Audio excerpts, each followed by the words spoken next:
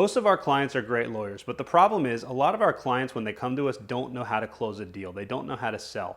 A lot of times we'll talk to clients whose retention rate is 25%, maybe 35% for everyone that comes in and sees them. And that's a low number, but imagine if they could get that number up to 50% or 65%. That would make a huge difference in the bottom line, and they wouldn't have to change anything other than the way that they talk to their clients or potential clients. So what I want to do is I want to show you a quick technique that will allow you to close more deals. It'll allow you to get more people to retain you. And as Mark Cuban says, sales cure all. So this will drastically change your business. If you're having any problems with this, if you're having any problems with your law firm, if there's cash flow issues, even if you just want to make more money, you just got to make more money. You just got to sell more. So the most important thing about selling is you need to remember, people remember how you make them feel, not necessarily what you say to them. So whenever you're talking to a new client, you need to remember your business is the business of emotions. You're selling emotions. You're not selling legal services. You're selling the relief that someone's not going to lose their children, the weight off their shoulders that they're not going to go to jail because you're going to represent them, and you're going to worry about you're going to worry about how to talk to the judge and what defenses are going to use, and they can worry about going back to their job and to their life. That relief and that sense of relief, that's what is going to make someone hire you. And that's the most important thing to remember. People buy from emotion and then they justify later using logic. Think about car salesmen. Or think about if you've ever bought a car because you really like the car, and then you get home and you're like, oh, why did I buy this thing? Oh, wait, it's got great gas mileage. And there's plenty of room for the kids. And I don't know, maybe you haven't, maybe you bought a sports car and it's going to impress your clients, or you're going to get a new girlfriend, or whatever it is, whatever that reason is. People always buy on emotion and they justify with logic. So if you can just remember that you're selling emotion and that your job is to make that person feel as relieved as possible that they came in your office, and you just try to make them feel as comforted as possible, and that you're the person that's going to take all of their problems away, then they're going to hire you. There's just no solution. There's just no other option for them. So it's not about you. It's all about what you can do for them. And that's the biggest thing that I usually have to tell my clients, is that if you can just remember that and just identify their pain points, show them how you're going to fix their problem, how you're going to take their problems and make them your problems, take that weight off their shoulders, you're going to get the sale every time. So there's 5 easy steps that you can take to make this happen, and I want to show you those. So the first thing you're going to do when a client comes in your office is you're going to get them to tell you tell their pain. So, you can do that very easily. All you need to say is something like, so tell me what's going on. So what brings you in today? Why'd you come in today? What made you come in today? And that's your biggest thing. The first thing you need to do is you need to get them talking.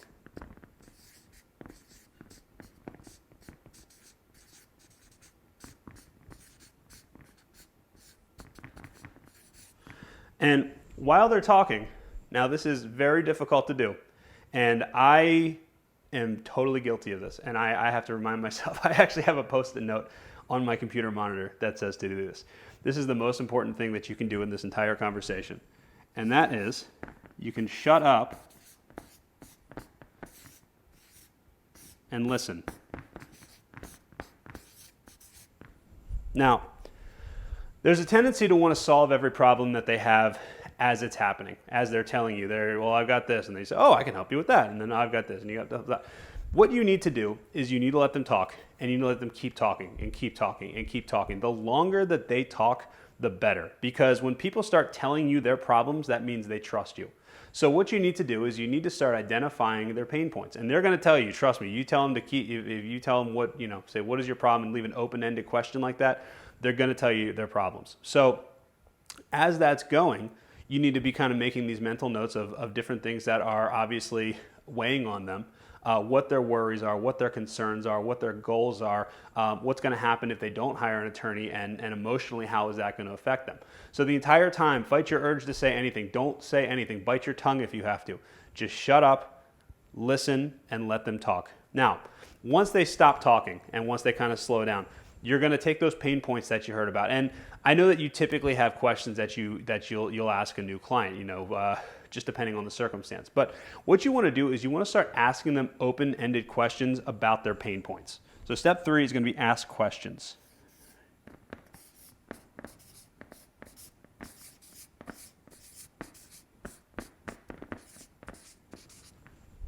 Now, Your goal is to get them talking again. You want them to be talking about every pain point they have, every problem, every fear, every worry, everything that could go wrong that's in their head. Because people tend to make mountains out of molehills.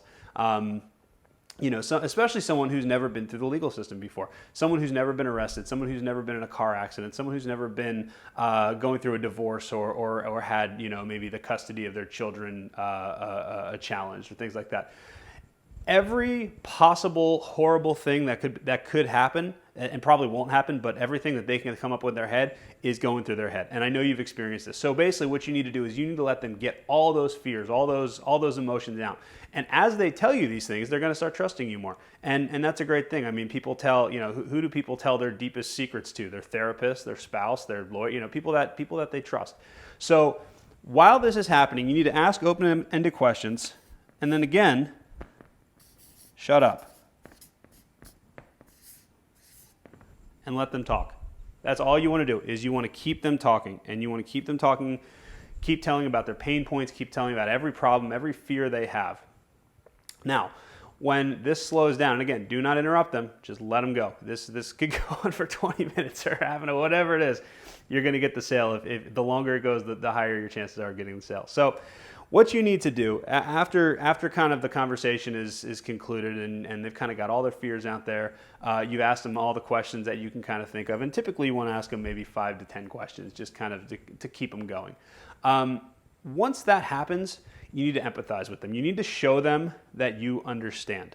So what you need to do is you need to basically show them that you understand. So one of the things that you can do is you can kind of use the formula of, I understand that blank, or I understand that this is happening to you. So I understand that, whatever the scenario is, you need to show them and almost restate their pain points. So I understand that you're worried about losing your kids. I understand that you've never been through this before. I understand that you don't know where you're going to live after this. I understand that you don't have a job and you've been a homemaker for 20 years and that terrifies you, that you're not going to have any money and you're going to have to go work at McDonald's and beg on the streets and do whatever it is. You're afraid of all that stuff.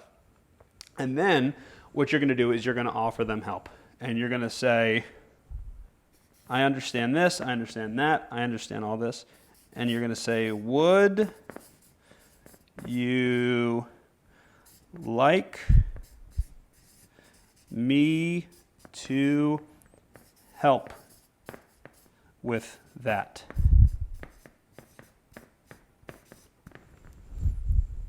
And you're going to ask them a question. You're going to restate all their pain points and ask them, would you like me to help you with that? And they're not going to say no. They're going to say yes.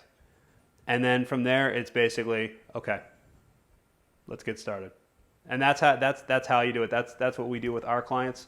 That's what we do. That's what we tell our clients. If you've ever talked to us on sales, if you ever talked to us, myself or my partner, when we actually talk to a marketing client, you've probably seen this entire process.